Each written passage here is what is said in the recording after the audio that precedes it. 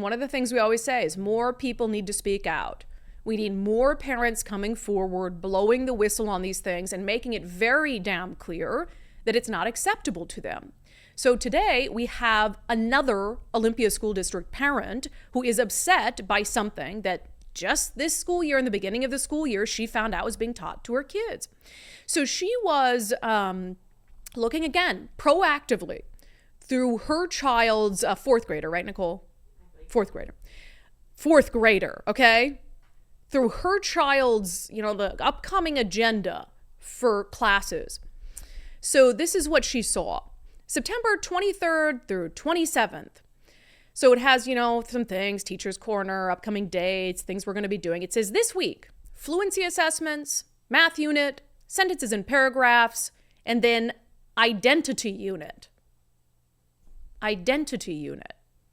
So the mom was like, what the hell is an identity unit? And she's already, mom's spidey senses like, identity unit, huh? So she proactively reaches out and gets some more information. What the heck is an identity unit?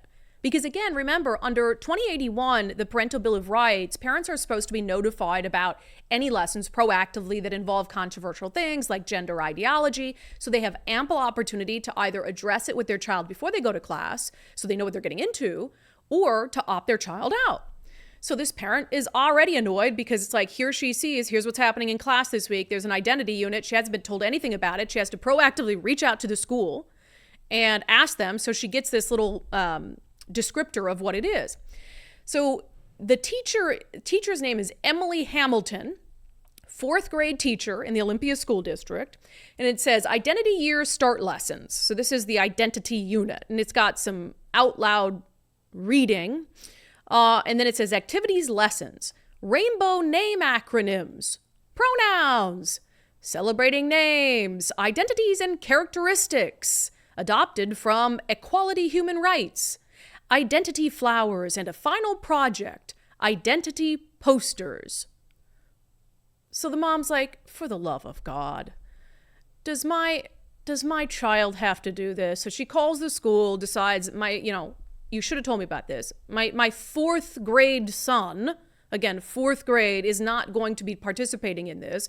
But Alvina also was nice enough to join us to talk about really her frustration with all of this and how this all went down from her perspective. Again, this fourth grade boy's mother.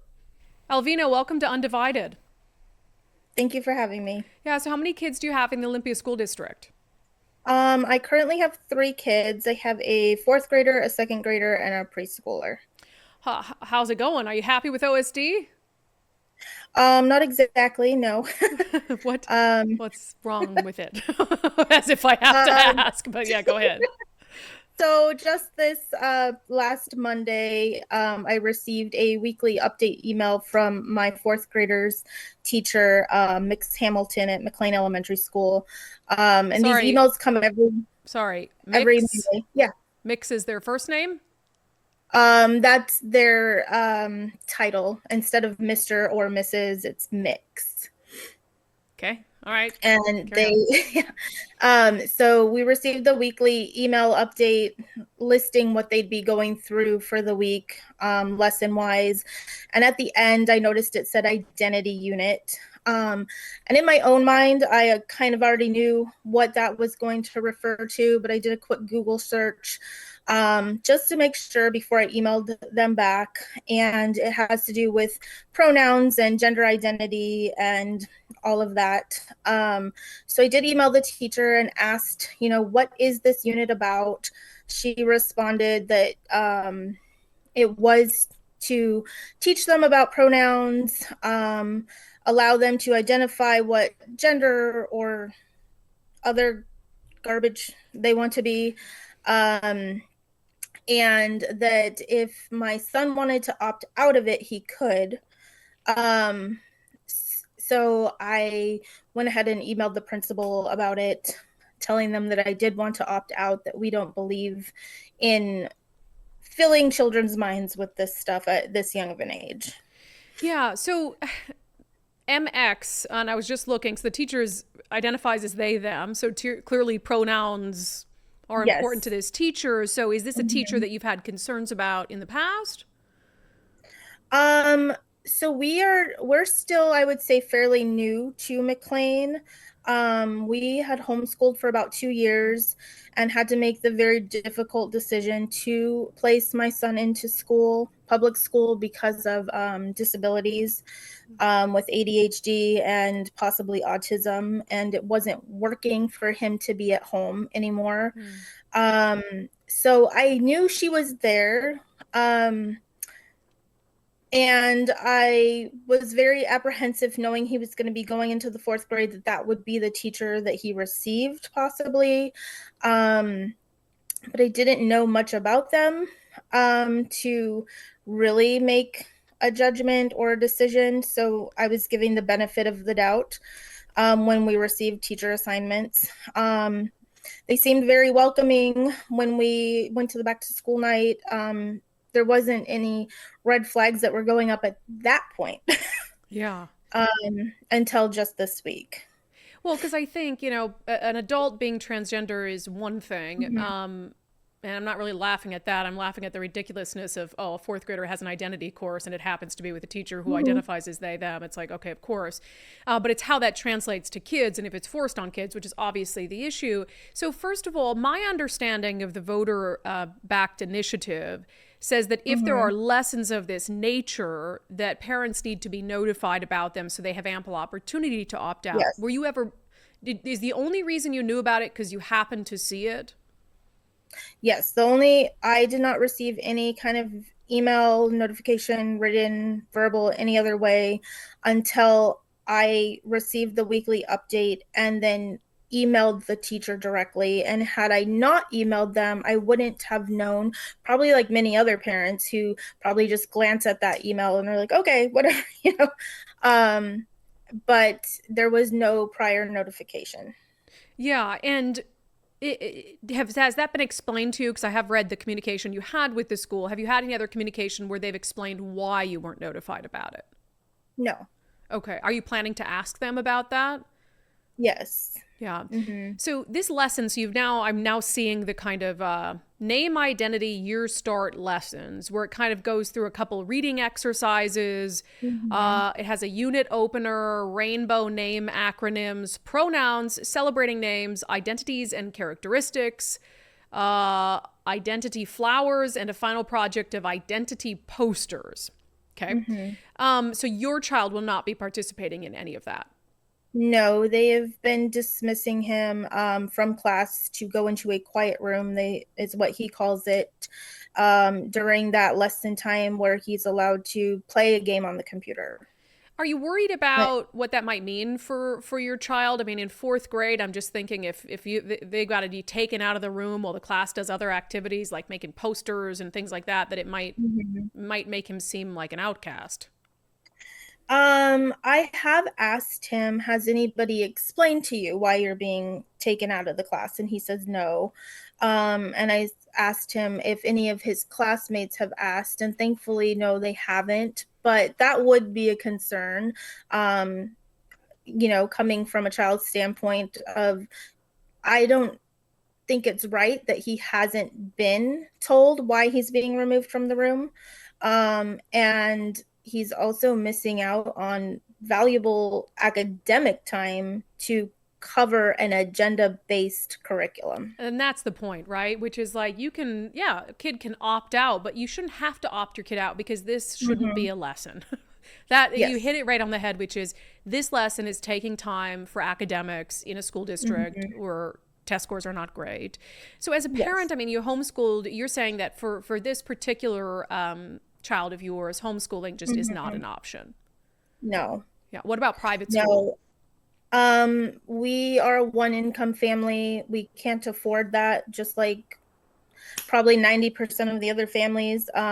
We struggle month to month just to pay our necessary bills and put food on the table and keep a roof over their heads. And when I've posted on social media before about topics, I get responses like, well, maybe the public school system isn't for you. You should move your kids to private school, or maybe you should just move out of this state. The state isn't the right state for you to live in. Well, if it was that simple, I would move out of this state. That's insane. And so it really is kind of this, I imagine that's a feeling of being trapped. Mm-hmm. Yeah. What would Yes. your message be to the district about? I mean, I know you've communicated with them directly, but just, Mm-hmm. we just aired a special on some of the things that have been Yeah. pervasive within the Olympia School District. Mm-hmm. And they seem to just not be waking up to this reality. So, what would you say to the district about, as a parent, your concerns with lessons like these? My concern specifically for my son is he is already behind academically, and now you are pushing this agenda where you're taking subjects away. Like, there's no science even in school. They focus on math and reading and social emotional learning. And um, he's not he's not receiving the education he deserves or needs. We aren't in a position to put him into private school, and it is my firm belief that these are my children that God has entrusted to me. God did not entrust these children to the school board or the school district to decide what is in their best interest. And they have been born with their God given genders, and nobody has the right, besides my husband and I, to discuss those things with them. Are you worried that, and you know your son better than us, obviously, could he be influenced by a lesson like that talks about different gender identities? I would say in his case, thankfully, no, because he has a very strong family unit of grandparents and parents who have made it very clear to him that he is a boy, and nobody can change that. No surgery can change that. No medications can change that. He was born as a boy. Amen. Amen, Elvita. I want to be part of your family. I would ask you, if we had school choice in this state where, Mhm. or even vouchers where your tax dollars that you're spending on the public education system were made available to you and your family to educate your kids as you saw fit. What would your choice be with your son? We would choose private school for him. Hmm. Pretty much a no-brainer, right? Yes, yes. Well, we appreciate you speaking out about this. Any concerns on your part about talking about it publicly?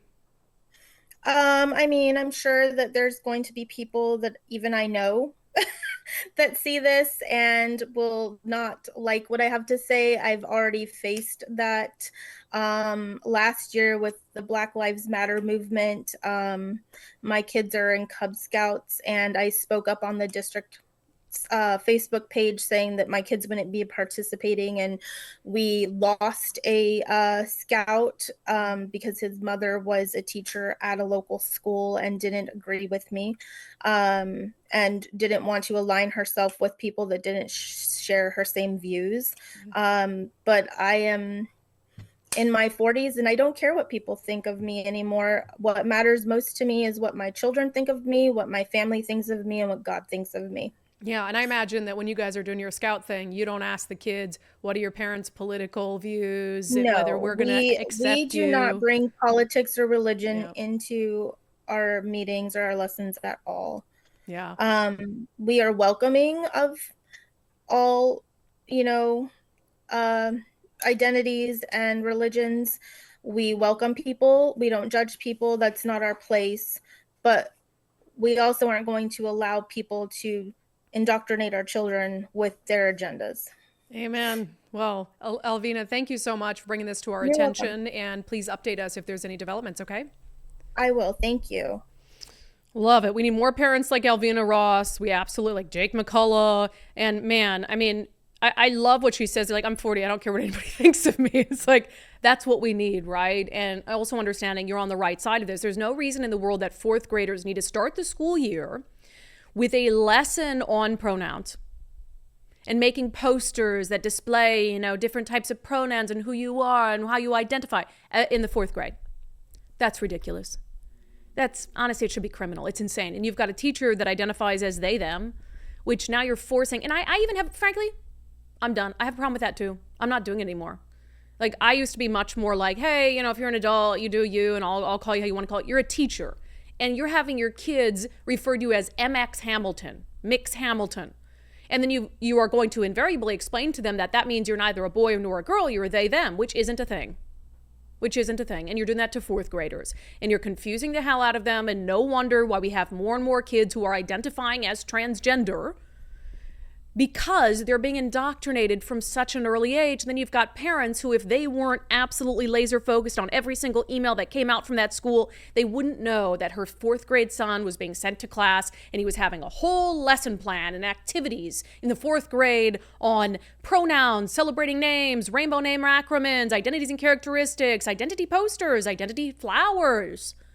This is mental. The Olympia School District should absolutely be ashamed of itself. And again, this is post scrutiny.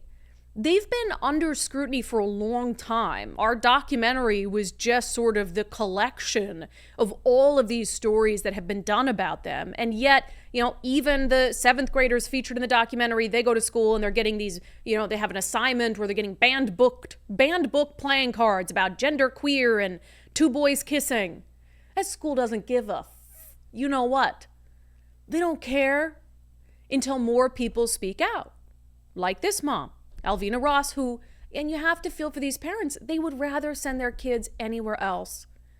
They would rather send their kids to a private school. But that's not an option for them. And so they are genuinely trapped. And that's why it's so important that we expose and push back against this radical ideology being pushed on kids.